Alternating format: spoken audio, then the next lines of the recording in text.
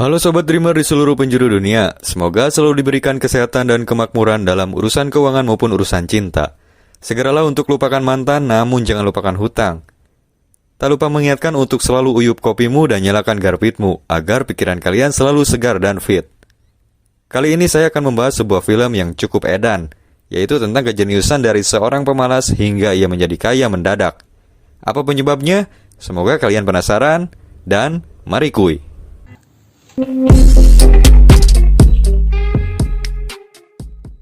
Sebuah film yang berjudul Limitless merupakan sebuah film Hollywood yang dirilis pada tahun 2011 yang disutradarai oleh Neil Burger.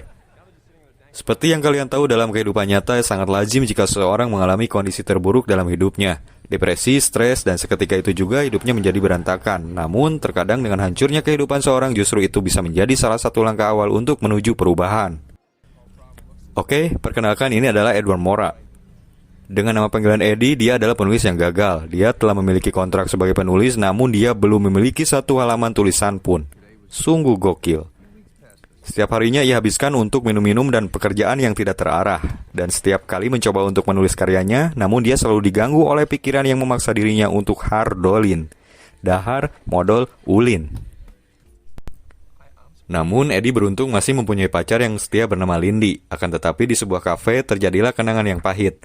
Lindy memutuskan untuk meninggalkan Eddie karena menurutnya saat ini Eddie terlihat sangat buruk dan tidak mempunyai masa depan. Eddie stay cool tapi agak sedikit kecewa sampai-sampai Eddie menamakan kafe itu kafe kenangan mantan. Sungguh kemantanan.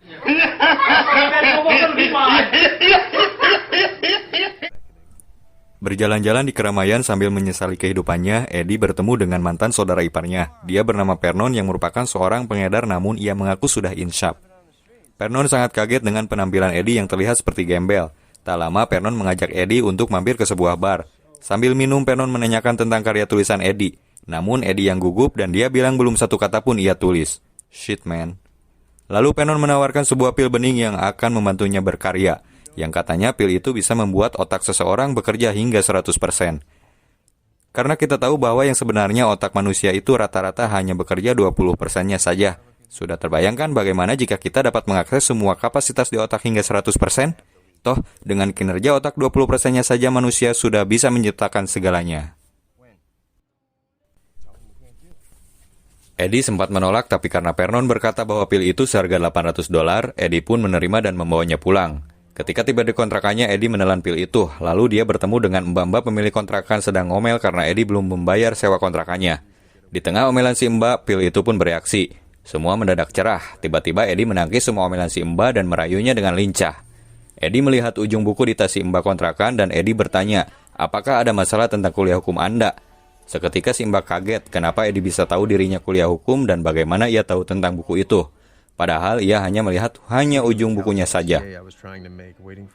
Ternyata pil itu membantu Eddie mengakses alam bawah sadarnya dan dapat mengingat semua memori lamanya. Ia teringat 12 tahun lalu pernah melihat buku itu ketika sedang menunggu pacarnya yang merupakan seorang mahasiswi hukum.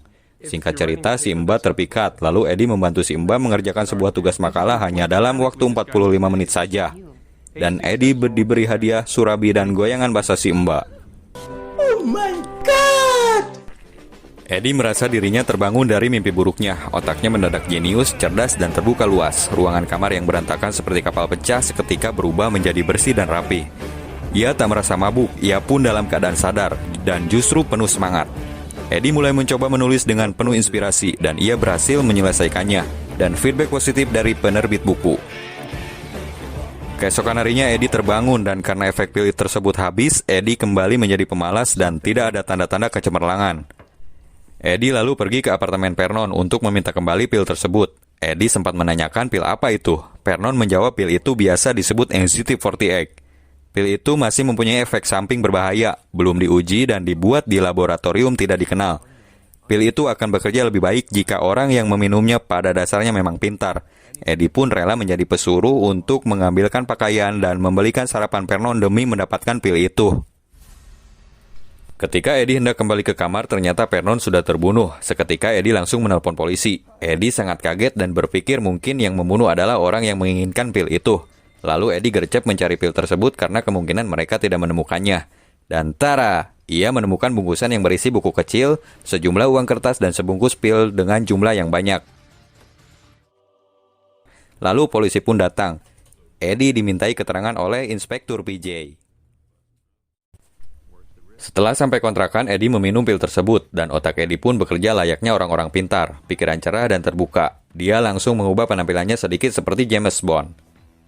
Kehidupan Eddie berubah drastis. Ia menghitung uang yang dibawa dari apartemen Vernon, dikombinasikan dengan motivasi yang kuat akibat efek pil anxiety. Eddie lalu menyelesaikannya tulisannya dalam waktu 4 hari. Buku yang dibuat Eddie dinilai baik oleh penerbit. 1 pil sehari dan bahkan dosisnya lebih dari itu. Dalam waktu 3 hari, Eddie mahir bermain piano. Ilmu perhitungan atau matematika Eddie bermanfaat saat sedang bermain judi. Bahkan berbagai bahasa ia kuasai dalam waktu singkat. Ia menjelaskan tentang sebuah penyakit layaknya seorang dokter. Eddie mulai berbincang dengan orang-orang pintar akibat ilmu pengetahuannya yang luar biasa. Karena apa yang pernah ia baca dan ia dengar semuanya menjadi terorganisir. Eddie mulai bergabung dengan orang-orang pintar. Mereka pergi berlibur ke sebuah pantai. Eddie merasakan hal saat ia diam merasa ingin meledak. Ternyata pil itu memacu Eddie untuk terus bergerak dan semangat yang tanpa batas. Sampai akhirnya ia berpikir bahwa ia akan berhenti menulis, melainkan akan terjun dalam dunia saham.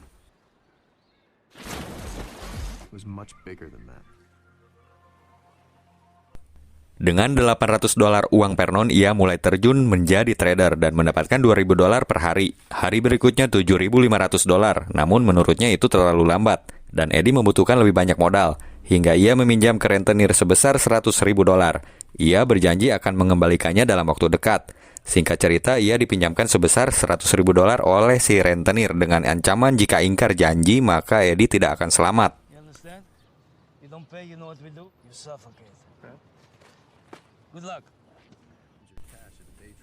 Ia bekerja sama dengan Kevin yang merupakan teman barunya. Eddie membeli saham perusahaan yang hampir bangkrut. Namun Eddie yakin karena dia sudah mengetahui ada kontrak yang menjanjikan yang didapat perusahaan tersebut sebelum bangkrut. Sebuah keputusan yang berani dari seorang Eddie si jenius. Dalam waktu 1 minggu, rekeningnya mendadak gendut. Ia mendapatkan $2 juta dari hasil trading. Tentu itu perkembangan pesat di luar nalar. Oke, lanjut ke sebuah restoran di mana Eddie bertemu dengan mantan pacarnya Lindy. Lindy sangat kaget dengan perubahan Eddie yang sangat singkat. Dia bangga terhadap Eddie yang sekarang, dan akhirnya Lindy balik ke pangkuan Eddie. Oke, lanjut, dan akhirnya mereka pun kembali bercinta dengan sangat bergairah.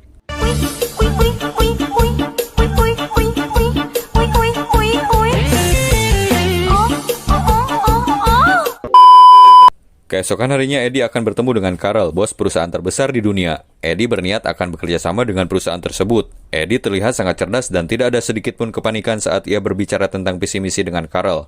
Dan Carl pun mulai menyukai kerja Eddie.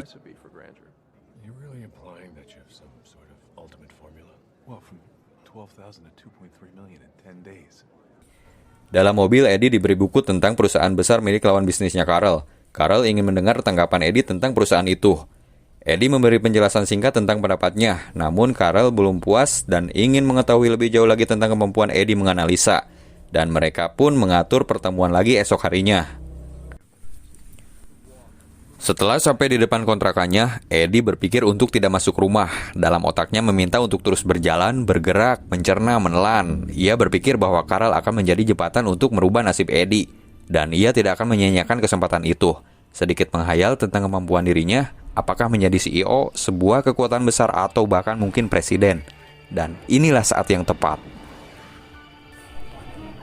Ia berjalan 30 blok, tak terasa berjalan sampai ke pusat kota. Terus bergerak sampai tiba di sebuah bar, mengobrol dan berbincang dengan banyak orang, berdansa dengan wanita di sebuah klub, hingga dituyun oleh si teteh seksi menuju sebuah kamar hotel. Semua berjalan secara tidak sadar, sebuah efek negatif dari pil anxiety. Namun ketika menuju hotel, ia dibuntuti oleh seseorang yang masih misterius. Singkat cerita, Eddie masuk kamar dan bercinta ria dengan si teteh seksi. Bangsat kau!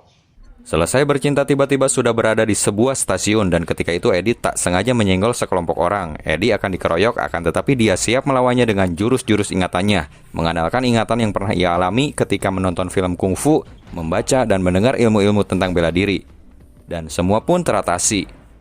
Lalu ia terus berjalan dan berhenti di sebuah jembatan, dan ia pun tak mengingat yang dialaminya 18 jam terakhir dalam hidupnya. Eddie merasa sangat kecapean. efek dari pil itu membuatnya kacau. Ia mencoba untuk menganalisa kasus Carl tanpa meminum pil, namun Eddie kesulitan berpikir. Eddie pun berniat untuk tidak menghadiri pertemuan di hari itu. Namun pertemuan sangatlah penting, dan akhirnya Eddie menghadiri pertemuan dengan Carl tanpa meminum pil anxiety. Pertemuan itu berlangsung, namun Eddie terlihat konyol dan tidak tahu apa-apa saat Carl bertanya tentang Hank Edward. Padahal sebelumnya Eddie diberi PR untuk menganalisa tentang Edward yang merupakan saingan bisnis Carl. Ketika itu konsentrasi Eddie pun buyar, dan Eddie melihat berita bahwa ada wanita yang dibunuh di sebuah hotel. Wanita itu adalah wanita yang ditiduri olehnya. Dan tiba-tiba ia beranjak dari pertemuan itu.